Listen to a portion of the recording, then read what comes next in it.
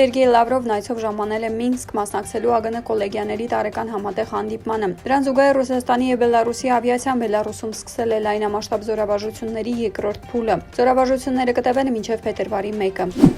Իրանի իսլամական հեղափոխության պահապանների կորպուսի ռազմածովային ուժերը հունվարի 17-ին հայտնել են Պարսից ծոցում անցկացված զորավարժությունների մասին։ Հիշեցնենք, որ օրեր առաջ ևս Իրանում խոշոր զորավարժություններ էին ընթանում։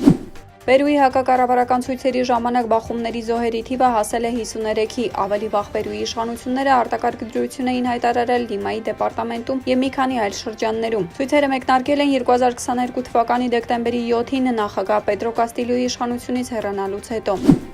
Ջասինդա Արդերնը մամուլի ասուլիսում հայտարարել է Նոր Զելանդիայի վարչապետի պաշտոնից իր հրաժարականի մասին։ Նրա հրաժարական ուժի մեջ կմտնի կիրակի, եթե լեյբորիստական կուսակցությունը կարողանա ընտրել նրան փոխարինողին։